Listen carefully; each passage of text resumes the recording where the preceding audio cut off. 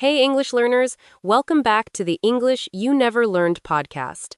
The podcast that helps you improve your English in a fun and easy way. I'm Leo. And I'm Emma. We've got a super important topic for you today. If you've been learning English for a while, you probably know this feeling. You can understand English, but you can't speak it confidently. Yes, exactly. You might be able to understand movies, podcasts, or conversations in English, but when it comes time to speak, you get nervous, hesitate, or just can't find the right words. It's one of the most common struggles for English learners, and it's something we've both experienced too. So today, we're going to talk about why this happens and, more importantly, what you can do to fix it. That's right. So if you've ever thought, I understand English, but I just can't speak it, then stick around because we've got some tips and strategies to help you improve your speaking skills and start speaking more confidently. Before we jump in, make sure to like, subscribe, and share this episode with your friends. Let's get more people speaking English confidently. Absolutely. Now, let's dive into today's topic. First, let's talk about why it's so common to understand English but struggle to speak it. Let's face it, when we first start learning a new language, it's natural to try and think in our own language and then convert it into the target language. We want to be sure we're saying the right thing. Exactly. When you translate, you're not thinking directly in English.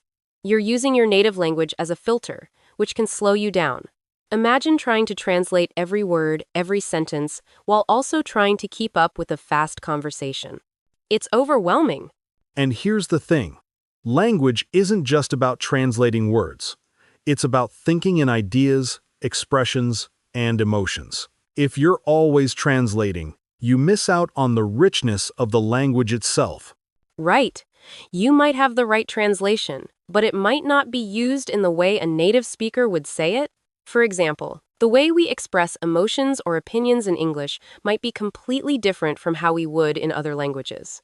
And if you're stuck translating, you won't be able to catch those nuances. That's a good point, Emma. When you translate, you're overloading your brain. It has to first translate your thoughts from your native language into English.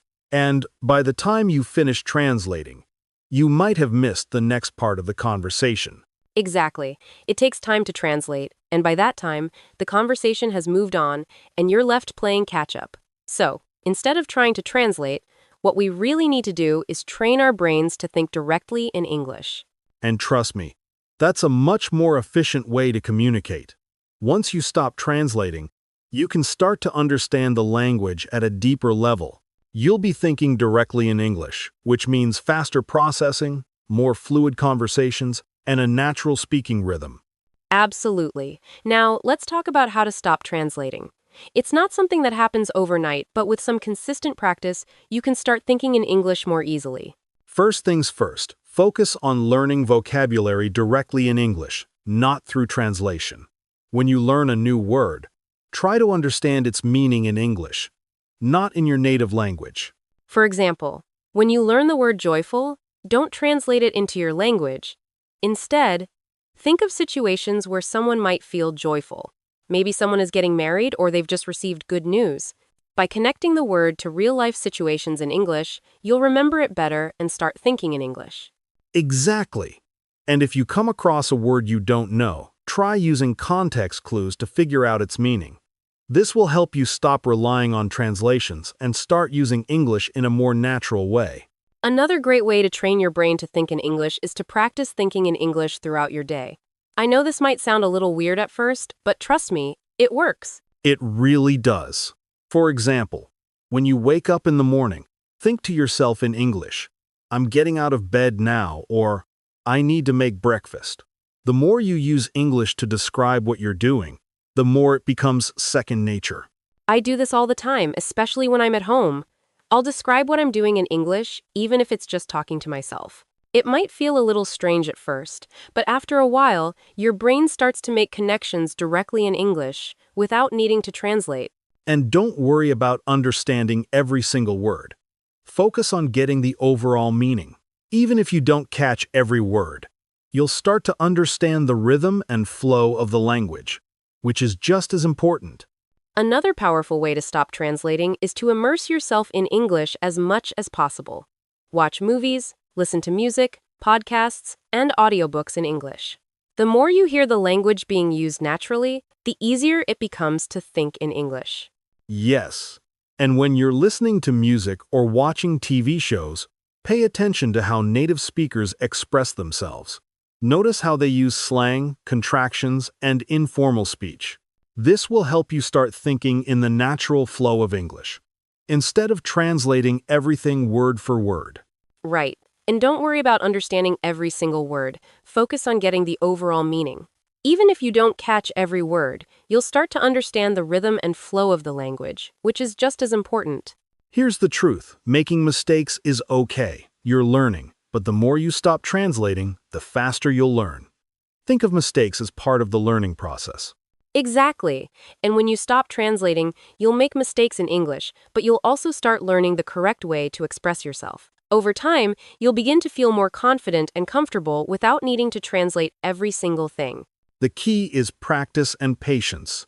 It might feel uncomfortable at first, but the more you expose yourself to English, the easier it will become. One technique that really helped me was using visual thinking. Instead of translating words, try to picture the meaning of the word in your mind. For example, instead of translating dog into your language, picture a dog running, wagging its tail, or playing fetch. Exactly. It's about connecting the meaning of the word to a visual image or even an emotion. This way, you're not relying on translation, but on concepts and images that make the language real to you. Another way to do this is to associate words with sounds. For example, when you hear the word cheerful, think of someone smiling or laughing, and imagine that positive energy. It's more about the feeling and context, rather than a direct translation. Finally, the best way to stop translating in your head is to speak as much as possible. Don't overthink it. Just say what you want to say and trust that you know the words. It's like muscle memory. The more you speak without thinking about every word, the more natural it becomes. Yes, and don't be afraid to practice with anyone, even if they're not a perfect English speaker. The goal is to speak, practice, and make mistakes. The more you speak, the more your brain will start thinking directly in English. Absolutely. Think of it like learning to ride a bike. At first, you have to think about every movement, but eventually, you stop thinking and just ride smoothly. The same thing happens with speaking English. So, to recap, if you want to stop translating in your head, focus on learning words directly in English. Practice thinking in English throughout your day. Immerse yourself in English media, and don't be afraid to make mistakes. And most importantly, just start speaking. The more you speak, the easier it will get. Your brain will eventually start thinking in English, and before you know it, translating will be a thing of the past. So, go out there and practice, don't overthink it. Remember, fluency is all about feeling comfortable and confident in the language. And the more you use English naturally, the faster you'll get there. If you enjoyed this episode, be sure to like, subscribe, and share it with a friend who's learning English. We'd love to help more people speak naturally and confidently. Thanks for listening, everyone. This was the English You Never Learned podcast.